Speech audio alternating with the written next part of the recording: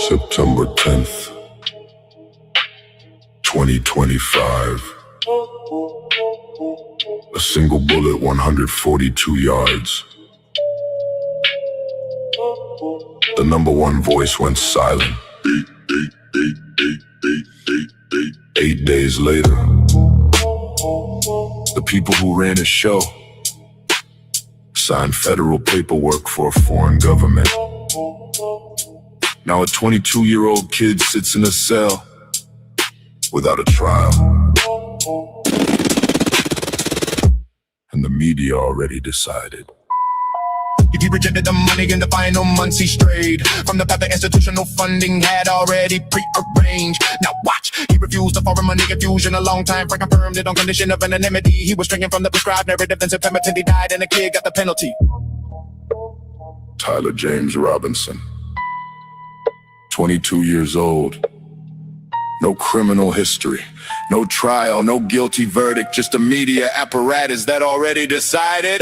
Facial recognition failed, 28 agencies deployed. Identification chain started with disparity and grainy news images. No signed statement, no recorded interview, no cooperation with law enforcement. Zero governor confirmed it publicly. What they have are text discord logs, one phone call, period. Bannon called them, two still did too much. Like a script, somebody wrote it for him. How hard is it to fabricate a text? How hard is it to fabricate a Discord log? These are not viral registrations, these are electronic communications that the prosecution controls. You ask the question, you decide. The bullet that killed him cannot be matched to the rifle. ATF and the analysis came back unable to identify in a death penalty case. That is not a footnote, that is the whole story. The bullet does not match. The bullet does not match. The bullet does not match. The bullet does not match. They want the needle before the trial.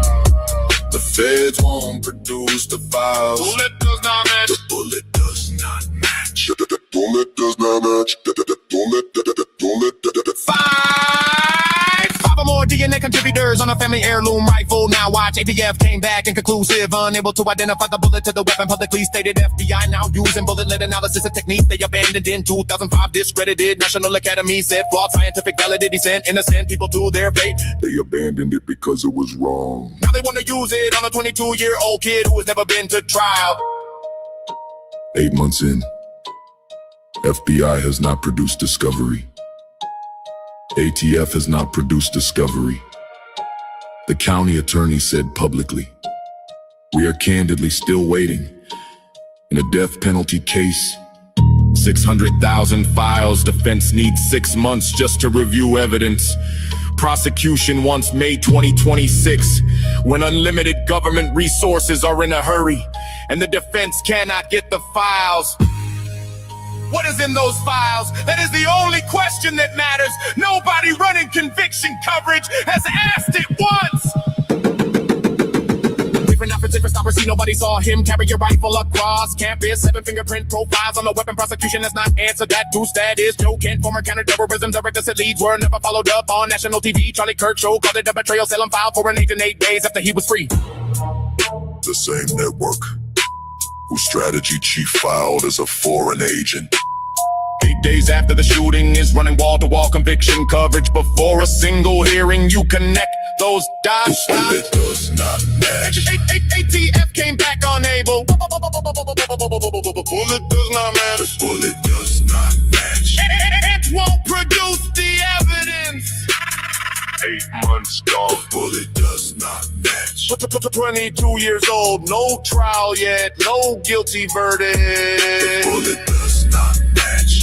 Nobody is asking why. Verify everything. The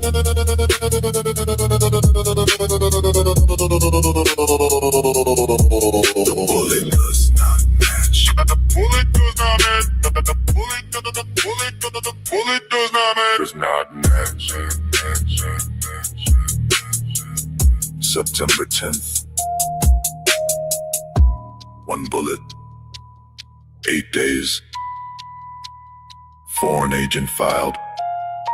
22 years old. 600,000 files.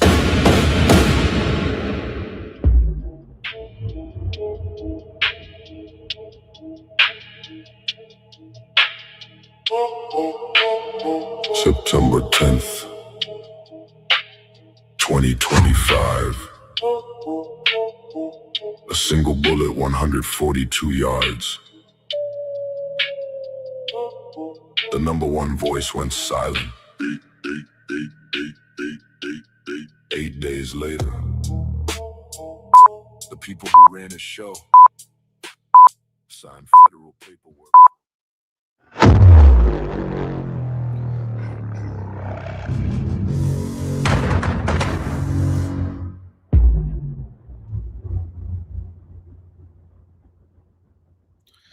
What is going on? Welcome back to all the Danksers, all the new people in the house. If you are new, please like, subscribe, hit the notification bell. I'm not feeling all that great.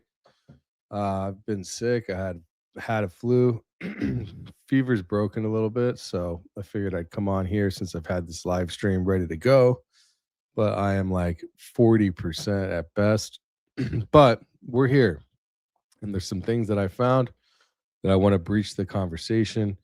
I think other people have also talked briefly about it. I know Ali Top Files has also talked about it. I found out when I made the post. She's like, "Hey, I felt bad because I know that people have taken her information before, but I definitely haven't done that. I didn't even know that she talked about it. But there's a lot to be uncovered, so I'm going to show what I found. I haven't had the energy or time to actually go through what I found.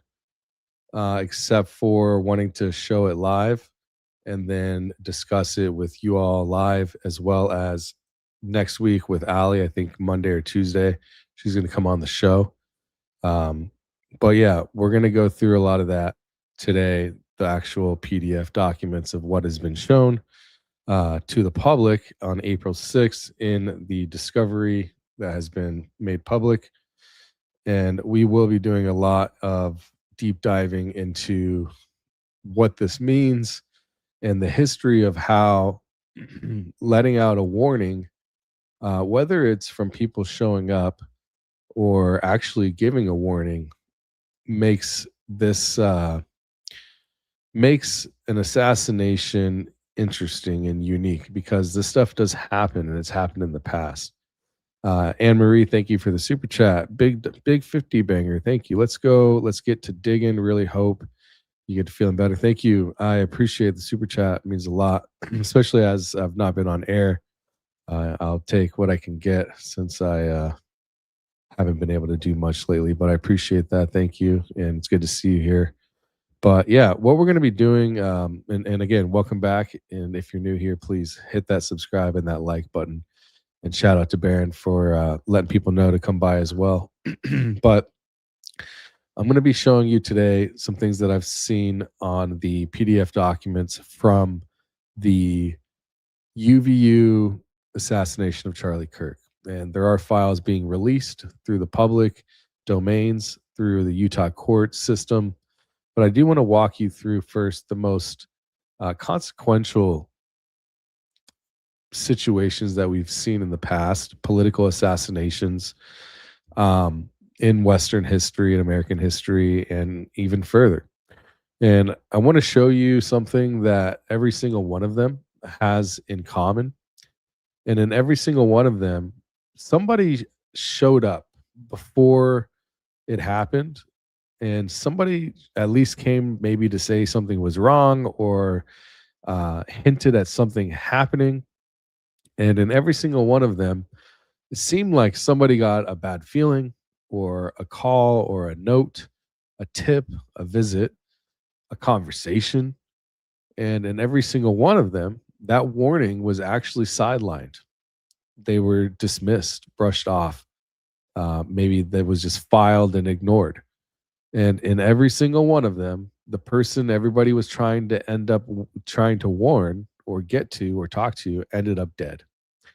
Because if you understand this pattern, when I start walking you through what I found and what other people have apparently found as well, with the 112-page document from UVU that the Daily Caller obtained. The Daily Caller obtained these documents. I think it was through subpoena or FOIA, I'm not sure.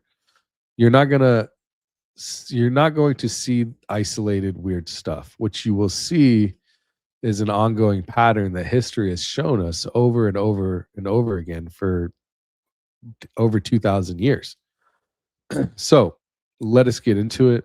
And if you are engaged, if you want to know the history, type history in the chat. If you are locked in, ready to figure out what's going on here, type history in the chat if you want to find the truth.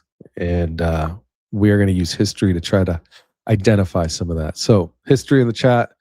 Let's keep it moving. I did put a poll up as well. Did you know that two men from the grand old Republican Party showed up at UVU to discuss a plan before Charlie Kirk was killed? There's a poll, so please vote in the poll as well. And again, forgive me, I'm not feeling that great. I'm not feeling good at all, but I'm here. So let's start with the most famous assassination in the history of the human species, I guess you could say. Julius Caesar. He was a Roman dictator, and he was assassinated on the floor of the Senate on March, what they say is March 15, 44 BC. And he was stabbed 23 times, and a lot of people know the story. If you don't, I'd encourage you to check it out. But here's what a lot of people do not stop and think about. Caesar had been warned, not just once either, not twice. He was repeatedly warned for weeks up until the time he was killed.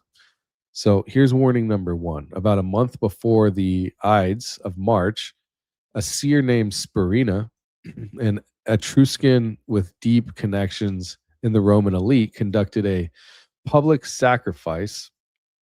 Hold on one second. Let me move this over. Okay. So basically, they conducted a public sacrifice and found a sacrificial animal with no heart. And they told Caesar his life would be in danger for the next 30 days. All right. Modern historians, including Cornell's Barry Strauss, and the deaths of Caesar had pointed out that Spurina was not a mystic. He was a man with access to the elite ruling class who was picking up on a real political chatter and warning Caesar based on what he was hearing. The prophecy was social intelligence dressed up in a ritual. Let me show you this link here. Share my screen. All right, here we go. So if you look here, this is the supernatural warning before Caesar was assassinated. So this goes through, it says in early March 44 BC, Julius Caesar prepared to attend session of the Senate. Signs of the gods' anger seemed to spread across Rome. Reports of strange lights in the sky and bizarre animal behavior, along with stories of ritual failures. And this goes through some of the strange things that happened up to his death, including dreams and stuff like that. So in assassination cases, we have seen dreams, messages going out, all right, even up to Caesar, right, Julius Caesar. There was also a second warning. The night before Caesar was killed, like I just mentioned, his wife, Calpurnia, woke up in a distress, and it says it even here. Maybe I can put it right here. Was it right here? Yeah, his wife. So Calpurnia actually had a dream as well. And she woke up distressed from a dream in which Caesar had had a bleeding body. Their records there, Plutarch's records records this. They have a record of this. And then the next morning, she begged him not to go to the Senate. She pleaded with him, actually, and she fainted from anxiety. Caesar actually listened at first, and he decided to stay home. And then there was a third warning. Do I have the third warning here? I don't have the specific part pulled up. But yeah, there's some documents. I'll put them all in the description after. I do have some papers or some websites with some interesting information if you're curious. But he did listen to his wife, Calpurnia, and he didn't go. And then he had a third warning on the way to the Senate. A man approached Caesar with a written warning, a written note that named conspirators, that laid out the plot. And Caesar took the note, and he actually never read it. He put it in his hand and he walked in. So he received a note and he didn't read the note, walked in. And then he had another warning, it was fourth warning. On the morning of the Ides, Caesar passed Spurina in the crowd and joked, the Ides of March have come. Spurina answered, ah, yea, but not yet gone, was what they said. Now, here's the part of the story that should probably make you think a little bit about what we're discussing. Calpurnia got Caesar to agree to stay home. The warning worked. He was going to live that day. Then a man named Decimus Junius Brutus showed up at his house, and Decimus was one of Caesar's closest friends, a general he had fought with through the Gallic Wars, a man he had personally appointed to power. And Decimus was also secretly one of the conspirators. And Decimus walked into the house, mocked his dreams, mocked the seers, mocked the family, mocked Calpurnia's fears, idle gossip, and shamed Caesar into going. The person Caesar trusted most was the person who walked him right to his death. And I want you to remember that. This warning came from the outside, and the sidelining, like all the other warnings, came from the outside, and then the sidelining came from within with his most trusted advisor, trusted men, a general. Here's a Ides of March debunking the myths. And you can see here the Ides of March is a cursed day like Friday the 13th. Caesar was told by soothsayer to beware the Ides of March. Perhaps it was the famous ominous warning that forever darkened the state of the calendar. If that is the case, then William Shakespeare, the greatest wordsmith in history, is to blame. There's a lot around his death, right? Caesar's right-hand man, Brutus, led the conspiracy. Although most will think of Brutus in the same league as Judas when it comes to betrayals, he was not. In fact, the main ringleader of the assassins, nor was his Caesar's right-hand man. That honor should actually go to a man called Decimus. Decimus was a very close friend of Caesar and a high-ranking general who'd fought in Caesar's army. But the night before the murder, Decimus had even dined with Caesar, and the next day was the one who convinced him to attend the Senate after Caesar's wife Calpurnia had foreboding visions in the dream. So Caesar was killed at the very place that this man had convinced him to go, even after his wife told him not to. Now, we have another interesting assassination. This one you might know very well. The assassination of Abraham Lincoln.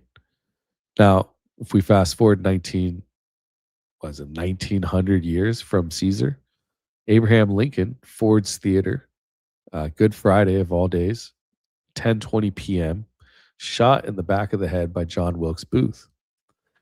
And here's warning number one. A lot of people might not know there's warnings that led up to this as well.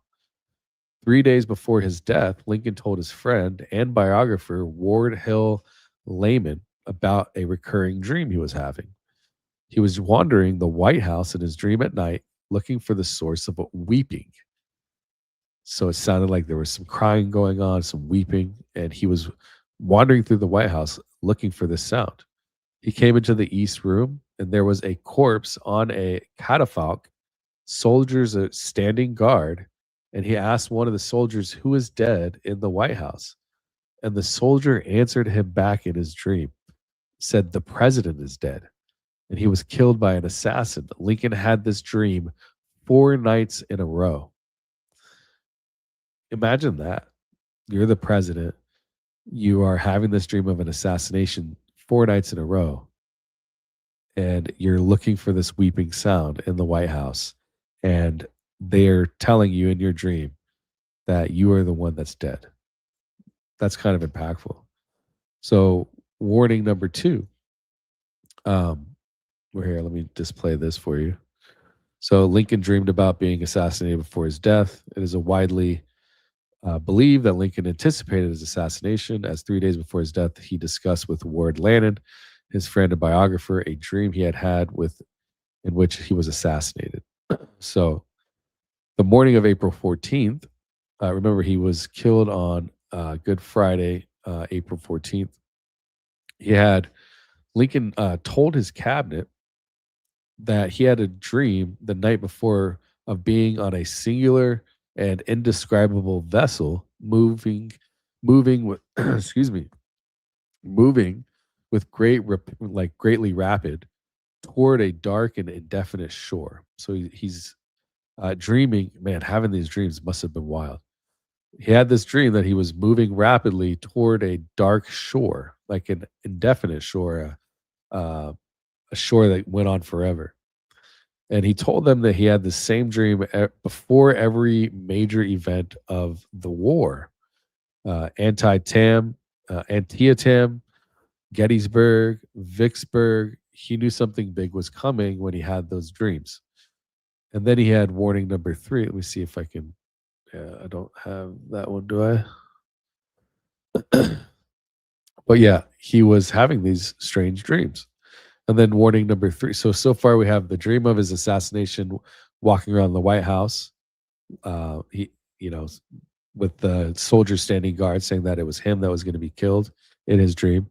He also had a dream, the same one that he would have when he was going into war, into battle, knowing when something big was going to happen in that war. And now, warning number 3 is that the night of his assassination, Lincoln left the White House and said goodbye to his bodyguard, William H. Crook. And Crook later wrote that Lincoln always said he always said good night when he left. All right. That night, for the first time ever, he had actually said goodbye. So the night of his assassination, Lincoln left the White House and said goodbye to his bodyguard, William Crook. And Crook again later wrote that Lincoln always would say goodnight when he left. That night, for the first time, he had said goodbye. Crook said it haunted him for the rest of his life. And I do have, I think, 1, 2, 3, 4, 5, 6. If we look at this part right here, well, I don't want to waste too much time looking for that, but there was also another warning 6 weeks before the assassination. So these are just self prophecies or dreams that he was having as of Lincoln, right? So far we've had multiple dreams, like Caesar's wife. Now, Caesar was warned by other people. Lincoln had his own dreams. Lincoln was also warned. So 6 weeks before the assassination of Lincoln's second inauguration on March 4th, John Wilkes Booth was photographed on the Capitol balcony watching Lincoln speak. And Booth himself wrote in his diary, "What an excellent chance I had if I wished to kill the president on Inauguration Day." The threat was visible in frame and photographed. Now, here's the sidelined mechanism. Lincoln had a bodyguard assigned to the theater that night. A DC Metropolitan Police the DC Metropolitan Police officer named John Parker. Parker was supposed to stand guard outside of the door of the presidential box, and he wasn't there. He did not stand post. He didn't stand guard. He left his post, walked next door to a saloon, and was drinking when Booth walked up the stairs, pushed open the unguarded door, and fired his shot.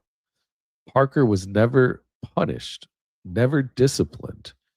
And there are historians who still argue that he was positioned, not absent by accident. So I find that quite intriguing. I'll just pull up this page. I pulled up some pages to show part of the historical event. But yeah, this was Booth getting in there and doing the fatal shot. Booth enters the presidential box. And, I don't know if any of you have ever had a gun to your head or to your face. I don't even know if Lincoln knew that was happening and there was a gun there, but I have had one. at my face. And it's almost unbelievable when you see it, when it's happening. It feels like it's a joke. That's the best way. That's how I experienced it. It felt like a joke because you just don't imagine that something like that's going to happen to you. But yeah, I just can't imagine someone coming and blasting you like that. But again, John Wilkes Booth got in there with ease because the person that was supposed to be protecting Lincoln, the president, has been dismissed or went to the saloon. Like, how stupid do you have to be in a public place and have your lead security or your I don't know why it's a metropolitan security, but it's a city police, to go have a beer while you're supposed to be protecting the president? That's a little crazy.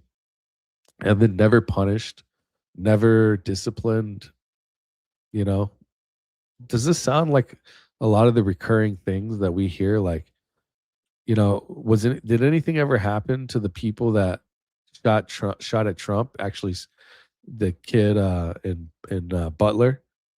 No one that was ever punished, right? They were just, someone quit and that was it. Oh, they were overwhelmed, or he wasn't the president at the time. He was just a candidate. I mean, nobody punished, not even having information come out. This just reminds me of history repeating.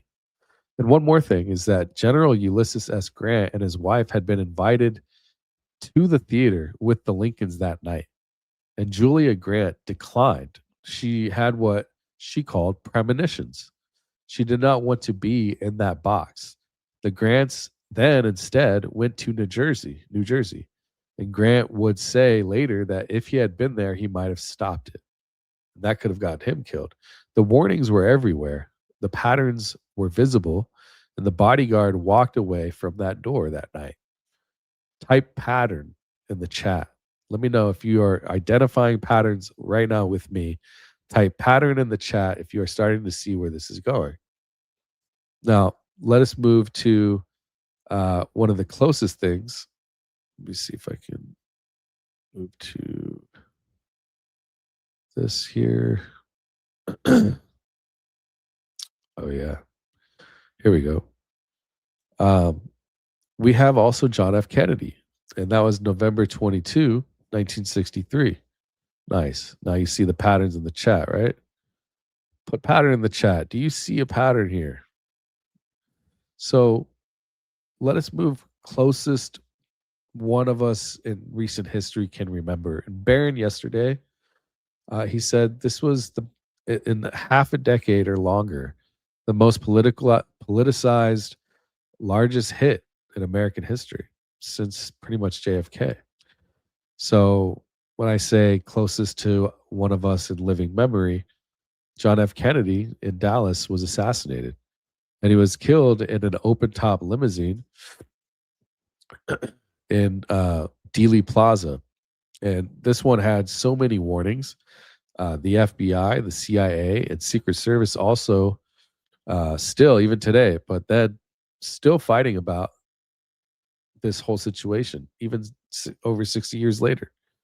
Warning number one, you had the Miltier tape. November 9th of that year, 1963, 13 days before JFK went to Dallas, a violence-prone segregationalist named Joseph Miltier sat in a Miami hotel room and told a police informant named William Somerset that Kennedy was going to be killed from an office building with a high-powered rifle, that they will pick somebody up within hours after if anything like that would happen, just to throw the public off. And the informant recorded it. The Miami police gave it to the FBI and the Secret Service. Miltier was never arrested, never interviewed, and the tape was quietly filed away. This is the Digital Commons right here. I can show you. Excuse me again. If you're new, I'm sick, so I'm just trying to get through today without getting you all sick through the screen. But wording here. So you can see in 1963, More than 6 months before the assassination, the Secret Service received a postcard warning that JFK would be assassinated while riding in a motorcade. This warning resulted in additional protection being furnished the president when he visited Chicago that month. In October 1963, the Secret Service received reports of one or more plots to shoot JFK with a high-powered rifle when he motorcaded through Chicago on a visit scheduled for November 2nd. The visit was canceled at the last minute. In the words of the House Assassinations Committee in planning for the Dallas trip, the Secret Service failed to make appropriate use of the information supplied to it by the Chicago threat in early of November 1963. On November 9th, a violence-prone racist agitator from Quitman, GA, named Miltier, had a lengthy conversation in Miami with a man named Willie Somerset, in the course of which Miltier told Somerset about a plot that was afoot to assassinate JFK. Unknown to Miltier, Somerset was a police informer surreptitiously tape recording the conversation. Interesting, no? I find that interesting. So, listen to it again. From an office building, this was planned, from an office building with a high-powered rifle. And then they said they will pick somebody up within hours afterwards just to throw off the public. 13 days before Dallas, this came out. Now you have warning number 2. That was warning 1. Warning 2, the Tampa threat. On November 18th of 1963, 4 days before Dallas, JFK's motorcade went through Tampa. And the Secret Service had intelligence that an unidentified rifleman might shoot from a tall building with a scoped rifle. I mean, that's pretty significant intelligence. I mean, scoped rifle. So, anyways, they had this intelligence that an unidentified rifleman might shoot from a tall building with a scoped rifle. A newspaper article about the exact same threat ran the day after Dallas. So the Secret Service moved Kennedy to a helicopter for most of the Miami leg, but they did not cancel Dallas. And then you have warning 3, Oswald. So Oswald himself, Lee Harvey Oswald, hand delivered an FBI note 10 days before the assassination. Lee Harvey Oswald walked into the FBI Dallas location's field office and hand delivered a note to Special Agent James Hosty. We will never know exactly what it said because Hosty was ordered by his supervisor, J. Gordon Shanklin, to destroy it the day Oswald was killed. Some researchers think it was a threat against Hosty. Others think it was Oswald warning that someone in Dallas was going to kill the president. Either way, the FBI had Oswald's written communication 10 days before the assassination, and they destroyed it, which I find quite interesting. Let me see here. History. If I have this, I think there's this right here. Let me see. Yeah, just days before assassination Kennedy, Oswald visited the FBI's Dallas office and left a note threatening Agent James Hosty, who had been making inquiries about Oswald and his Soviet-born wife. Hosty was ordered to destroy Oswald's letter by his superiors, and Hosty's name was removed from a key piece of evidence presented to the committee. So what would that have done for Hosty? The FBI had the note. FBI had that note destroyed because it would prove the FBI was well aware Oswald was threatening violence right before the assassination and was a dangerous character they should have rounded up before Kennedy entered Dallas. Imagine that. They had the note. They did nothing with it, maybe intentionally or unintentionally. And they had it destroyed to cover themselves up. type in cover up in the chat if you feel like you see that history repeating for cover ups. Warning number 4, the Walter Telex, November 17th in 1963, 5 days before Dallas, an FBI employee named William S. Walter, working the night shift at the New Orleans field office, claims he received a logged teletype from FBI headquarters warning of a threat to assassinate President Kennedy in Dallas. That was on November 22nd or 23rd. After the assassination, Walter said the telex and its folder had vanished from the FBI files. Now, the sidelining mechanism here is that the agent in charge, Jerry Ben, the supervisor who always traveled with the president, took a rare day off from the Dallas trip. So this agent, Special Agent Jerry Ben, who always supervised the president, JFK, took a day off from the Dallas trip. Agent Floyd Boring, his deputy, also took an unusual day off. So you had his deputy and the lead special agent both taking a rare day off right on the day of the assassination. Several agents had been out drinking at a bar called The Cellar the night before, and the Secret Service later secretly destroyed or lost records related to the trip, in some cases in violation of federal law. The warnings were all there. The protocols were all there. The patterns are all there. And the system just quietly moved the coverage out of the way. So what's the pattern here? We have, what is the pattern? Think Julius Caesar, Abraham Lincoln, John F. Kennedy. What do they have in common? In every single one of them, real human beings showed up and said something, anything. They said either something was wrong, they wanted to have a conversation, they were trying to get them to do something, somebody had something. In every one of them, okay, there was dreams, visits, tips, recordings, notes, phone calls, wives, informants, bodyguards. In every one of these, warnings hit the inbox and got filled. Somebody in a position to act did not act. Somebody who was supposed to be guarding the door was not at the door. Somebody who was supposed to be reading the note never read it. And somebody who was supposed to tell the cabinet did not tell the cabinet. And it's going to matter here in just a minute. And every one of them, the narrative that came out afterward, in all of them, go look, was a lone assassin, acted alone, and no one could have known. It came out of nowhere. This is not a coincidence. This is a pattern.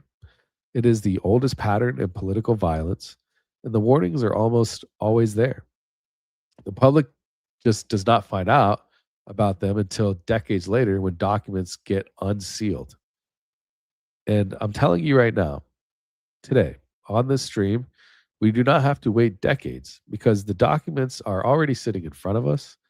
It's 112 pages, obtained through Utah Public Records Law, and nobody, well, not nobody, but most people have not taken the time to really read them, which brings us to Charlie Kirk. So type Kirk in the chat while we go through some of these documents. All right. Type Charlie Kirk in the chat. We're going to go through these documents. Let's take a look here. So this is the Daily Caller. Give me one second.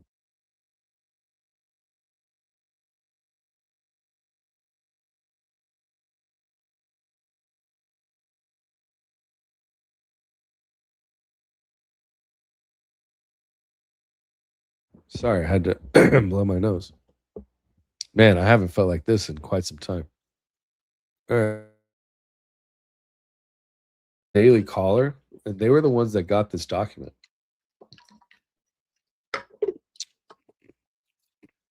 This is important information. I don't have all the details lined out yet. This is going to be ongoing for me. I was going to wait until next week, but I figured it's pretty important. So if anybody wants to help look around and see what you can find, I know as soon as I put out the post on X, I made a post about it on X. And there's been people kind of going around looking at stuff, talking about stuff. So it was, I think it was this post. Yeah. This one. Oh, it's got like almost 40,000 views. People started talking about it. I know that Ali, like I said in the beginning, Ali Top Files had also mentioned that she had looked into it. By the way, before we go further, tonight we have a space. The space is with Julian Dory and JP from JP Sears with Awaken JP and Julian Dory. If you don't know these guys, they are awesome, hilarious, smart, intelligence, intellects. And you're going to have your humble host, Danks, Real Jesse on Fire, Ethan Levins, and our the host with the most, Elizabeth Lane. So make sure you're there tonight at 8:30 Eastern. We will be doing a space on X. I'll give you the post. I'll share the post with you if I can here. So make sure that you come check us out tonight. I'll put it in the chat. That's the event. So you're going to want to see all of us speaking tonight and getting the ideas of some of the greatest intellects of our time in social media. So make sure you join us this evening on X Spaces. All right.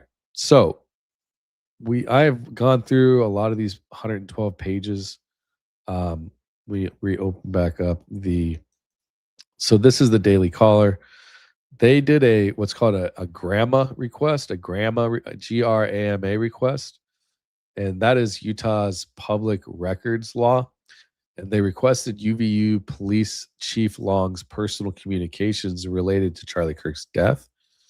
And UVU sent back basically 50 documents that were heavily redacted.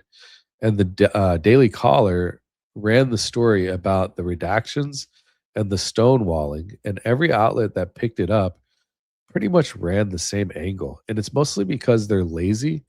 And I don't even know how they could call themselves journalists. When I spent 30 minutes and I found so many stories, I probably have a whole month's worth of headlines in many cases if I wanted. But the Daily Caller actually uploaded the entire PDF and they linked it in their article.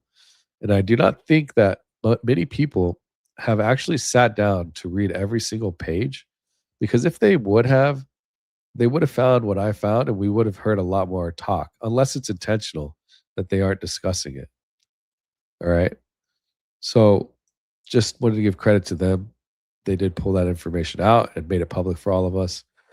And what I found is not about what was actually redacted, because everyone gets like, maybe that's the headline. This was redacted. That was redacted. Like, think about it.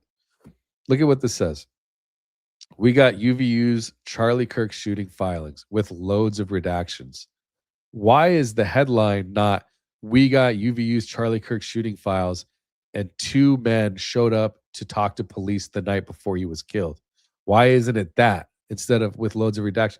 Because that hits headlines. I think if they ran the real story that I'm about to show you, that 2 men showed up 10:35 p.m. on September 9th, that would be a huge headline. That's why there's 6,000 people watching here on X and YouTube alone.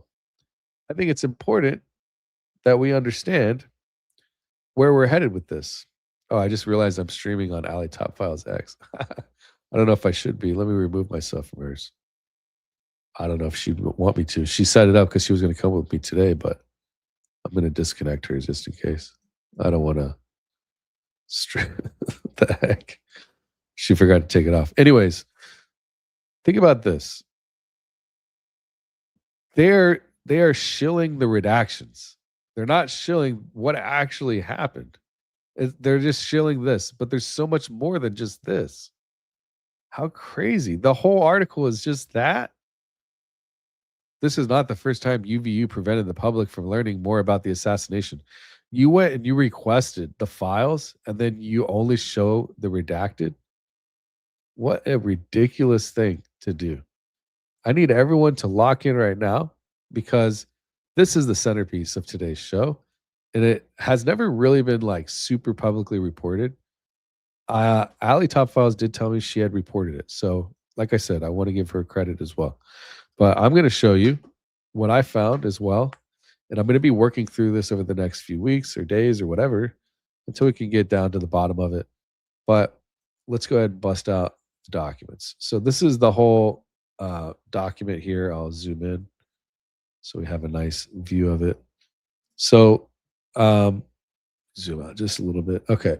So this is the document. So this was here. Let me get to the page. So this is the whole 50-page document. Okay, is it 50 page? 112 pages, 50 different documents put together. If you come down to page 23, all right, as you can see, yeah, there's a lot of redacting going on.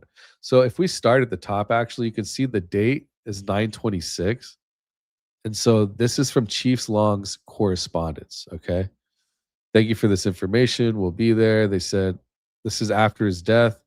Asked me to put together a small reopening ceremony for the courtyard. It's tentative, blah, blah, blah. Nothing really important. I mean, I haven't got, once I got to the part that I found, I just found it way more interesting. So everyone, and then just so you know, 14 hours before Charlie Kirk's assassinated, an internal UVU staff chat had began. And I'm going to read to you this. So as it appears in the document.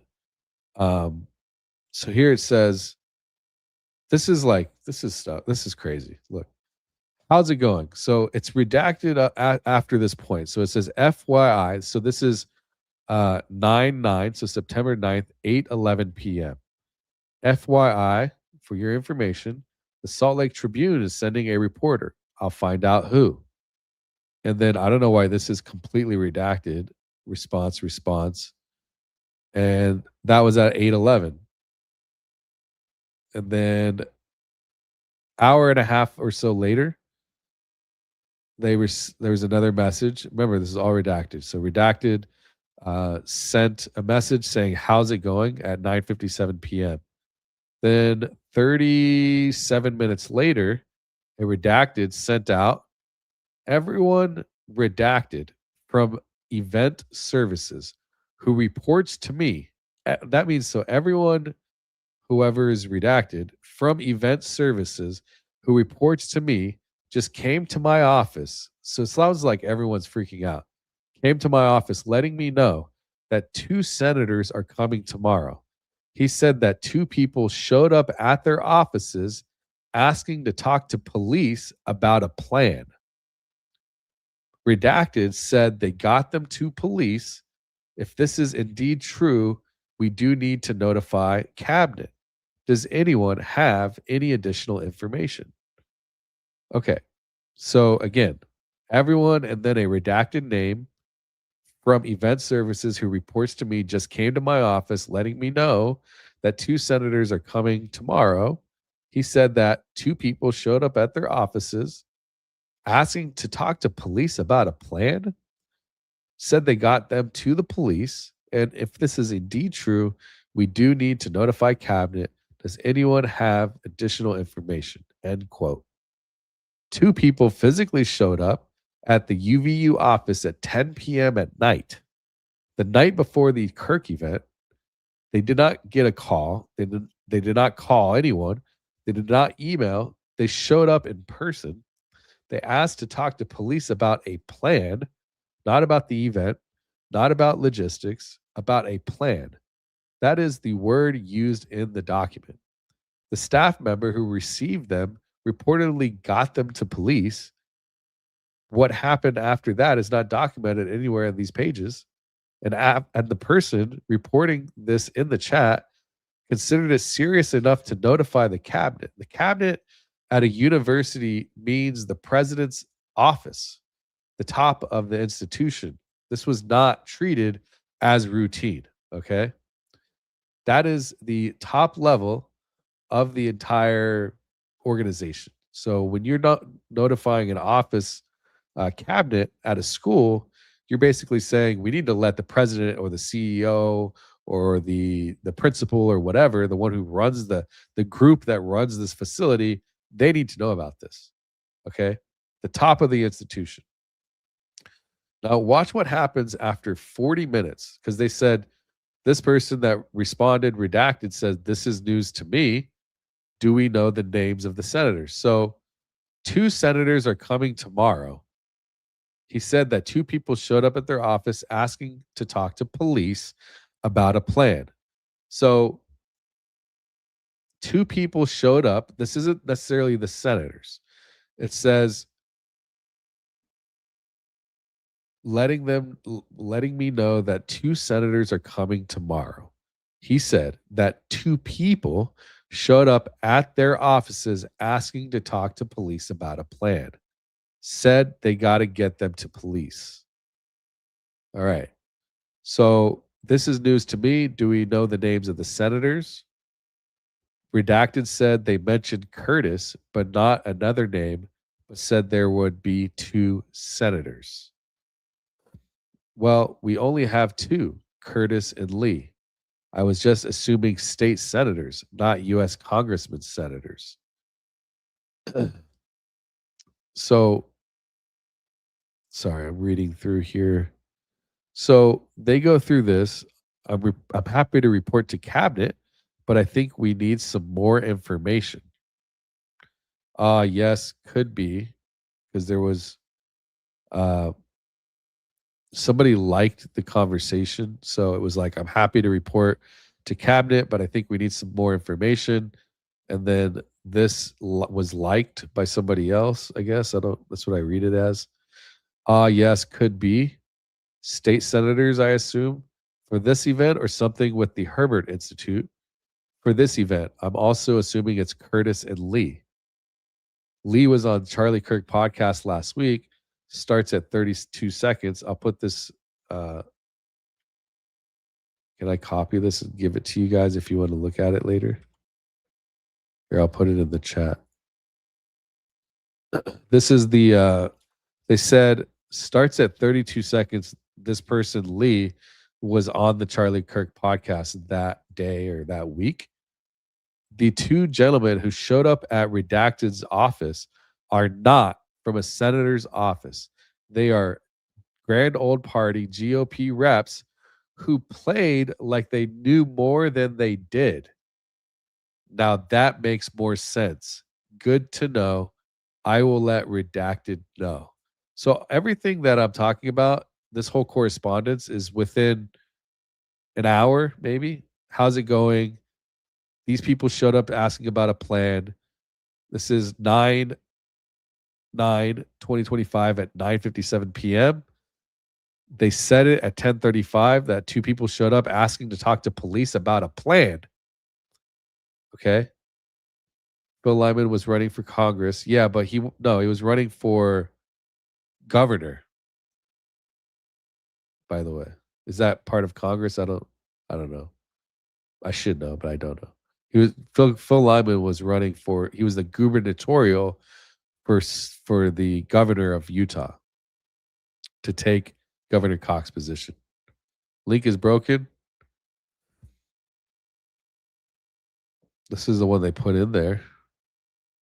Oh, did they take it down? Interesting. They removed it. Because this is from the federal document. I mean, I can't do anything about it. The 2 gentlemen who showed up at Blank's office are not from a senator's office. They are representatives who played like they knew more than they did. What do you think they knew about? And why are they acting like they knew more than they did? And then why do they say that makes more sense? This is a police chief. Okay. Good to know. I will let Redacted know.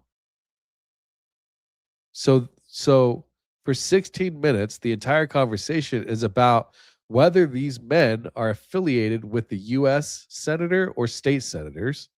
Nobody asks what the plan was, and nobody asks what the men wanted to tell police or what they told police. Nobody follows up on the substance itself. The entire chat pivots to credentials and authority. Then at 11:19, and I need you to hear this exact language again, quote, two gentlemen who showed up at, and then a redacted's name, office are not from a senator's office. They are a GOP reps. They are GOP reps who played like they knew more than they did. End quote. This is right here. I'll zoom in nice and tight for you guys. Can I do that? It's not letting me. Oh, it's right here. Can you leave me alone? Jeez. Okay. Right here. The two gentlemen who showed up at Redacted's office are not from a senator's office. They are GOP reps who played like they knew more than they did. Think about what that sentence actually means. These two men walked into UVU's campus at 10:30 at night, claiming to have senator-level connections. They got access. Once inside, they talked in a way that gave the UVU staff the impression that they knew more about something than they were supposed to know. And whatever they were trying to do required them to get in front of police before the event. Played like they knew more than they did. That language, think about it, played like they knew more than they did. That language does not mean they knew nothing.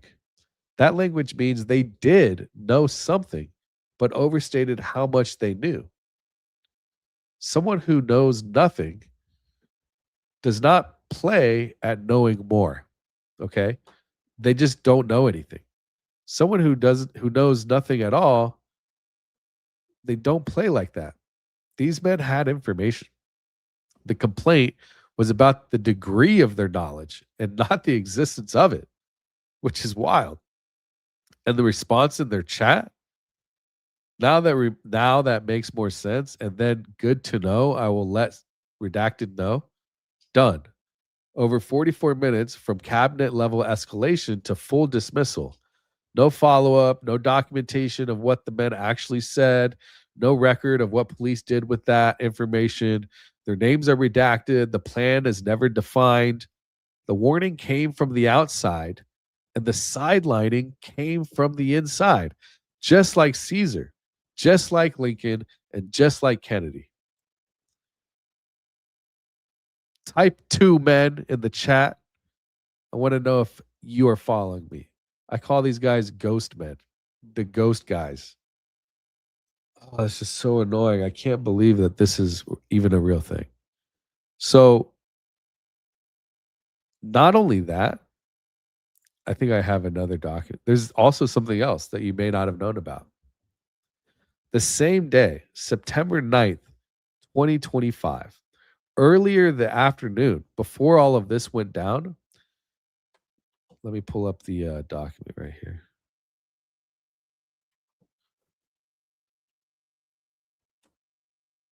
Okay. Check this out. So this is the subject line. It says FYI 223 on the September 9th of 2025. Again, the day before. Okay. Redacted.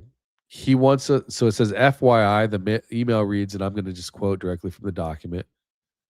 Quote, he wants us to get a message to Charlie Kirk.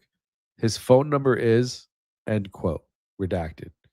And then the phone number is redacted under the privacy exemption, Utah code 635 or whatever, 63G. The name of the person wanting to reach to Charlie Kirk is also redacted. The contents of the message they wanted delivered to Kirk is either redacted or was never included in the email. So someone, a male based on the pronoun he, wanted UVU staff to relay a message to Charlie Kirk. This went through official university channels. It was in the police chief's communications. A phone number was provided, and we have no idea whether that message was ever delivered to Charlie Kirk. Look at it. Redacted. He wants us to get a message to Charlie Kirk. His phone number is redacted.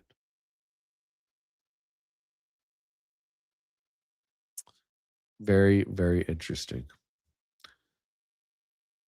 So now we've got to potential alerts or warnings, or at least people trying to get a hold of the person. So this message, they wanted to get Charlie Kirk's note, like trying to get a note to Charlie or trying to get a message to Charlie. This reminds me of the note that Caesar got put into his hand but was never read. This also reminds me of multiple times in the beginning of the show that I explained. So you have two separate communications. So this is really this note that was handed to Caesar on the way to the Senate, a written communication passed through official channels containing information intended for the target that we have no evidence was ever read or acted upon.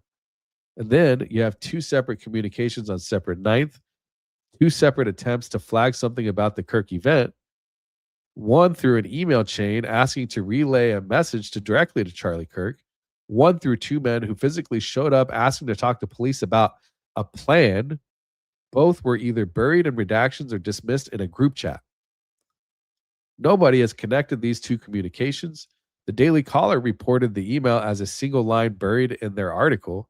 They did not report the two men at all, and no outlet has filed a follow-up grammar request asking for the unredacted version of either document. Not that they would give it to us. So I want to add to the pattern because there are warnings that came from the outside of these UVU documents that line up with what we have found inside of them. Candace Owens had reportedly and said publicly that she has confirmed with at least one of the recipients, Dan Flood, that Charlie Kirk texted his security chief, advisor or security of chief, and Andrew Colvin in the hours before UVU with messages reading, "They are going to kill me and the left is going to kill me." Owens, Candace, says that Erica Kirk initially disputed and later, after reviewing Charlie's signal and telegram messages, acknowledged that these messages existed after saying she didn't, allegedly lying. Maybe she did know, or maybe she didn't. I don't know. And we can show those here. Unilad. Here, let me see. Yeah, right here. Okay. So if those texts existed, it says right here, Candace Owens alleges Charlie Kirk sent shocking 6-word text message night before he was assassinated. Candace Owens revealed 6-word message sent to a friend, and he was killed the next day. So, I mean, Candace alone also had brought this up. If those texts existed, Charlie Kirk knew because he was the one that told at least two people. And the people Charlie Kirk told are now running the narrative about his death. And there is Tracy Martin. You remember Tracy Martin? I'll tell you about her. So Tracy Martin's daughter was supposed to go to the UVU event on September 10th. Martin stopped her from going because she had a bad feeling. Martin has since disputed Owens' framing, but the core fact is not disputed. Her daughter did not go to UVU that day. That is I think that she worked like directly with Erica Kirk, if I'm not mistaken, as her assistant. And so she told her daughter not to go that day. That is the Julia Grant moment. That is the premonition moment from Ford's Theater in 1865. And then there's Brian Harpole. This is on the record, named sources publicly. Harpole, the founder of Integrity Security Solutions and head of Charlie Kirk's contracted private security detail, went on the Sean Ryan show and testified that he texted UVU Police Chief Jeff Long before the event, warning about rooftop access on the Sorensen Center, which is across the street from the Losi Center, where the shooter allegedly fired from. And Long's response to Harpole, per Harpole's text recipients, was, "I got you covered," but no one was on the roof. Now, there's been a lot of dispute. Was Harpole's team supposed to do it? Was Chief Long supposed to do it? Well, now, after seeing these messages, it seems to me, and I need to be very careful how I say, but was there a potential reason why he says he has him covered, and it didn't appear to be such? I'm just wondering, because if we have these emails here or these text messages of Chief Long supposed to get a message to Kirk, also receiving messages about two random men showing up the day before the assassination. What's going on here? I have questions, and I'm sure many of you might as well. I don't know. That is the officer John Parker leaving his post at Ford's Theater, if you look at it this way. Okay. I don't know what that is. What is that? I guess I don't have it. Do I have it? Oh, yeah, here. Charlie Kirk security chief UVU police failed to secure rooftops. I don't know what's true anymore. I can't believe much that I see these days. The head of Charlie Kirk's security team alleges Utah Valley University's police chief did not follow through on his promise to secure rooftops during the September event.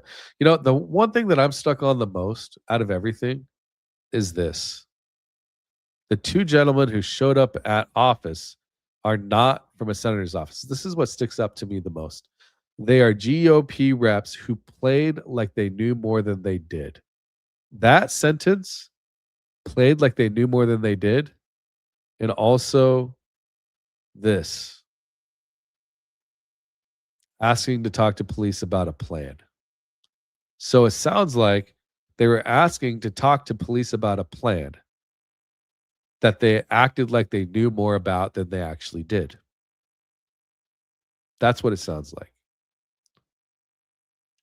They showed up to talk to police about a plan that they didn't know enough about, or they knew about, but they acted like they knew more than they did. I mean, that's in the public filings. Now, yeah, it really has me kind of dumbfounded, I guess you could say. And who are they? I see people in the chat saying, who are they? That's what we're going to look into. I think Ali Top Files said that she might know. I think Blake Bednarz had said he might know as well, but I'm not sure. I know that if I go and I start looking, I'll be able to find out. At least I'll be able to get pretty close. If we look at, let me pull this document here.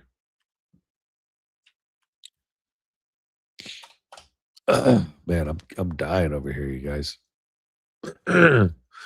Okay. So excuse me. So a formal invoice for, this is something you should know. A formal invoice from the city of Utah's Orem Police Department to Utah Valley University dated June 25th, 2025. A billing notification from the Utah County Major Public Order Unit, Multi-Jurisdictional Unit, Orem Police Department is the fiduciary. UVU's assessment to $92 annually, which is 0.92% of $10,000. So right here, and then if we look at, I think document, yeah, is it these two? Oh yeah, I don't have UVU as having paid the assessment. Let me know when it's in the mail. Thank you. Yesterday during the week, so this is June 26, 2025. So in June, they were discussing a weekly Zoom meeting of outgoing funds, and these funds are utilized for training and equipment. The request for the leadership is $10,000 annually. This total has been divided up percentage-wise among the police jurisdictions and was as was done initially in 21 when our POU was created. Attached is your formal invoice requesting the fiscal year 2025 to 26. Like our major crimes task force, the city of Orem is the fiduciary and is the reason you are receiving the request from me. Okay. And then this is your amount of how much you're supposed to pay, which is $92. So it's their portion of the $10,000. Okay. Orem PD sent the Kirk event ticket link as well. So let's look at this. And they sent UVU TPUSA event, the Charlie Kirk American Comeback Tour, and they sent it in an email, just FYI, with the Charlie Kirk tickets. So this is a request from the City of Utah Orem Police Department to pay their share for public safety training and orders, an order unit for their participation within that. And then a follow-up email. Was this follow-up September 3rd? Yeah. And then a follow-up email saying, FYI, by the way, there's a big event coming. You might want to pay your $92. I think that's how I have it. And so if we look at these, Orem PD sent the Kirk event ticket link to UVU staff. They knew the event was happening. They knew who was speaking. They actually collected the money from UVU for a public order unit specifically designed for managing major public events. And after the shooting, Orem Police Department said they were not involved that day until the shooting happened. That's what they said. They were not involved. But they sent the ticket link. They collected the money, and they are the fiduciary of the Joint Public Order Unit. And they sat it out. They sat it out. One more document, because this is the one that, this is another one here that you need to see.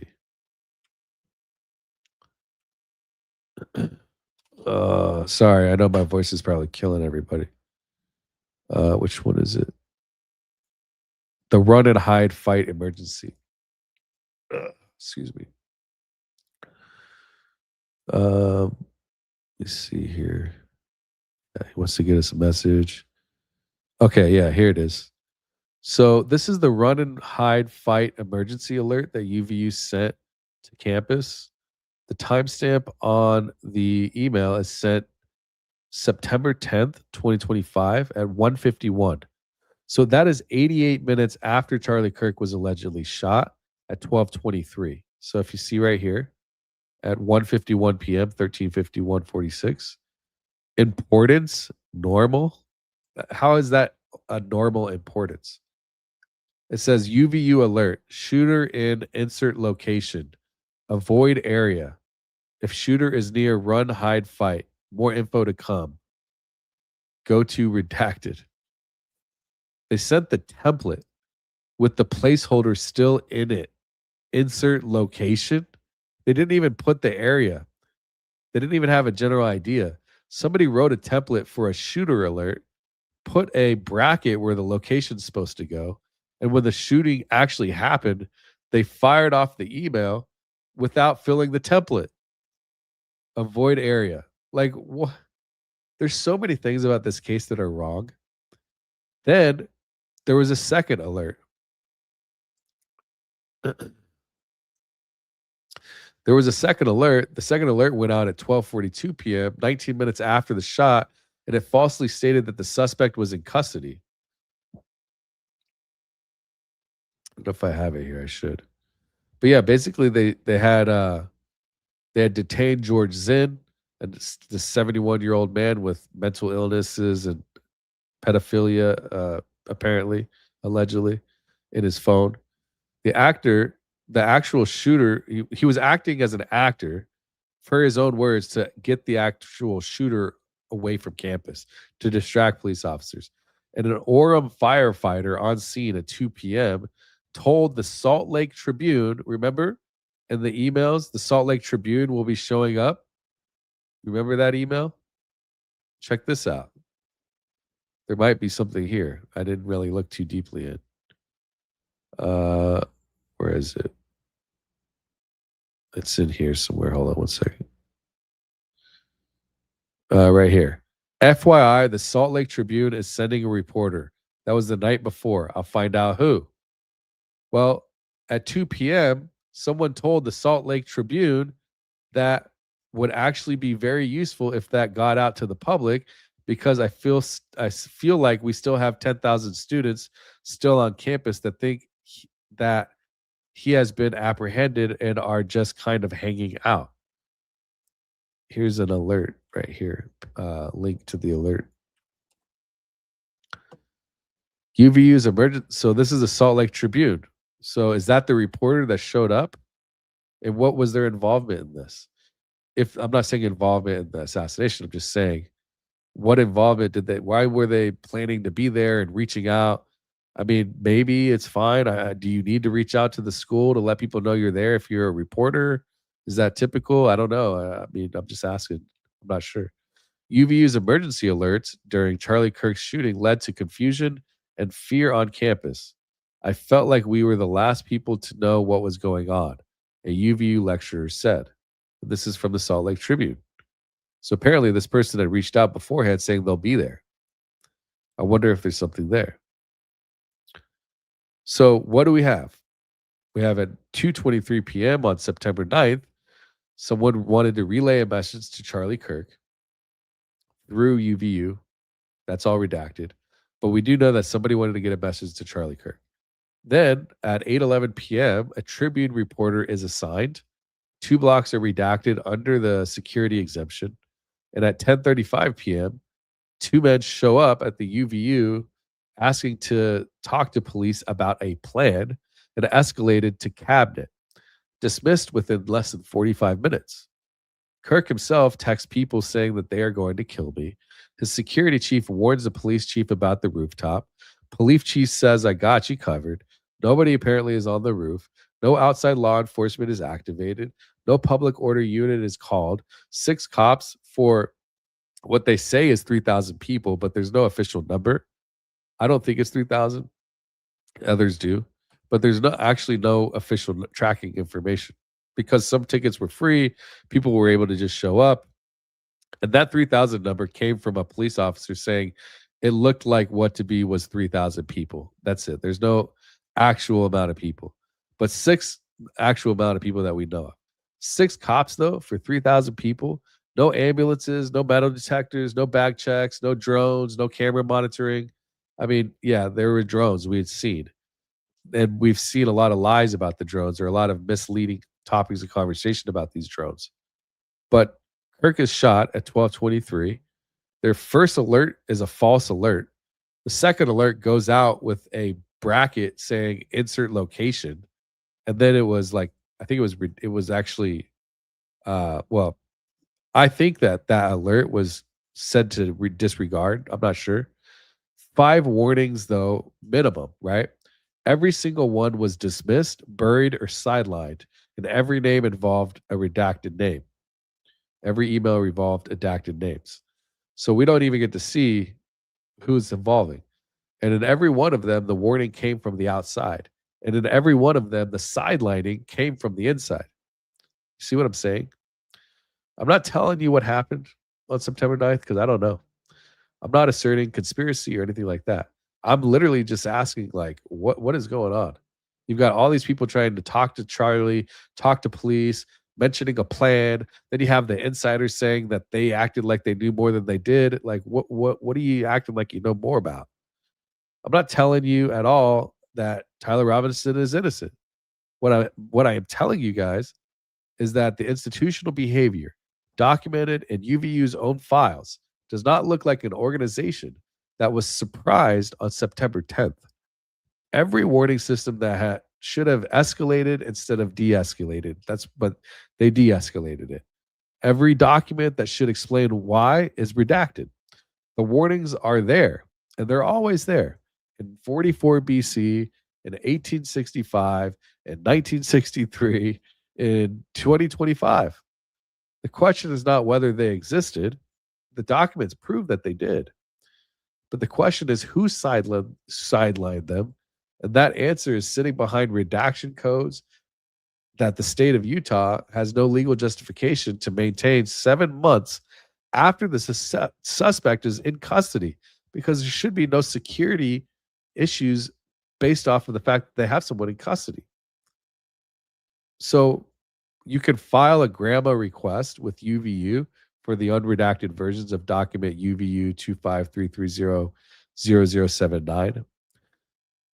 I run all this in the transcript if you want to. I say all the numbers out so that you can run it. If you want to do whatever you want with it, you can. Again, that's document. You want an unredacted version of document UVU 253300079. The message to Kirk email, The phone number identifies the person. That's what you want to know, who is sending what, who the correspondence was about. And then the privacy exemption is narrower. You can get these legally. Sometimes they'll give them to you, sometimes they won't. But the privacy exemption might be narrower than the security exemption and more challengeable on an appeal.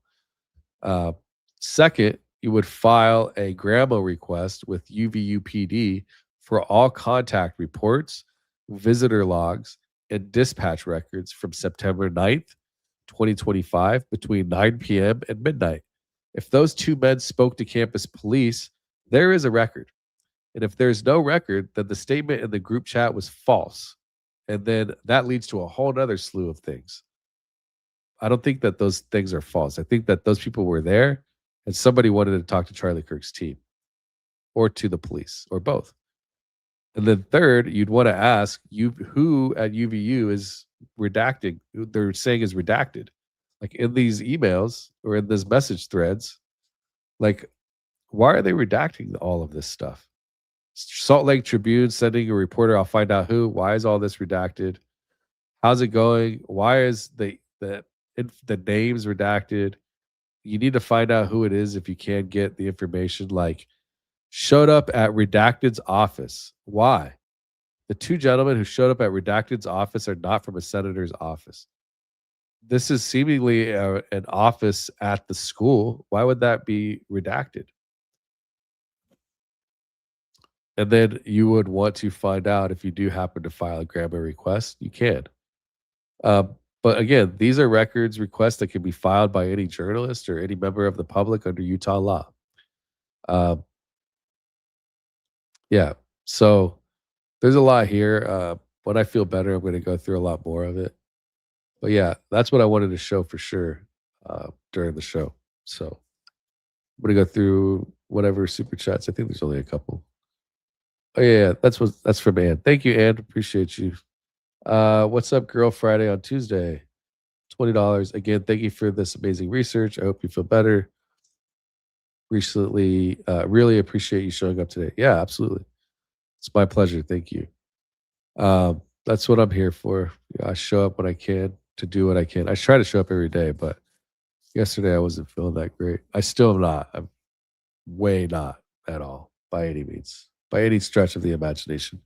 But thank you for the $20. Thank you, Ann, for the 50. And thank you, Amanda, for showing up as a new member. Tomorrow, we should have a members-only live stream. I think I'm going to do it, most likely, if I'm feeling okay, if this doesn't make me worse. And then tomorrow, or tonight at 8:30 Eastern Time, let me show you the flyer. Thank you for becoming a member. So we have the event, the space. I'll put it in the chat again for you. So this is the space event tonight, which we're going to have. It just says, hey, everyone, after our last space, you asked for this to become a weekly thing, so we're making it official. Starting this week, Real Jesse on Fire, Danks or Intel, Ethan Levins, 2, and I will be hosting weekly spaces. Elizabeth Lane will be hosting weekly X spaces, breaking down the latest news and major developments. You'll be able to jump in, participate, and ask us questions. This week's guests are Julian Dory and JP Sears. We'll be diving into the current global political climate, MAGA's death, Trump's 180, and more. We'll be live every Thursday at 8:30. Share, sign up, and I'll see you there. I'll post this link. There's the spaces. So please, you're not going to want to miss this. Julian Dory and JP Sears. If you don't know who they are, Julian Dory, go to Julian Dory. This is Julian Dory. You probably seen his shows before. So he'll be there tonight as a guest, special guest. Play a little bit of this, react. That guy right there. That's the best freeze frame. You know, I'm really good at freeze framing. And then JP, Awaken JP. This is him. If you guys don't know. Oh, does he have a new episode? Oh, he does. I gotta watch. No, I don't think it's possible for Trump to piss off the few supporters he has left. So he's gonna be there tonight as well. So these are some of the greatest guys in commentary and in comedy today. So you're definitely going to want to be there. And then we're going to be having every week. I think John Kiriakou next week. We have one more guest that we're lining up for the following week as well. But yeah, every week we'll be doing this with hopefully large and influential voices in our. People always said, "What can we do to really bring about a change in the atmosphere, and how do we bring about making things more publicly aware?" And it's just by getting our voices heard with some of the larger people in the space on a regular basis and starting a conversation where the general public can be a part of it. So I think that's the most important, right? Thank you for the $2. Much love, Danks. Thank you. Yeah, you're welcome, Scott. Thank you for being here. I appreciate it. But yeah, be there tonight. I put the links in the chat already. And yeah, we'll see you guys tomorrow on the members only. Join for 99 cents if you want to be there. We're going to have a good one. And then for tonight at the space. So thanks for joining. I'll try to get some rest until the space tonight. And we'll see you guys in the next one. All right. Talk to you later. Peace.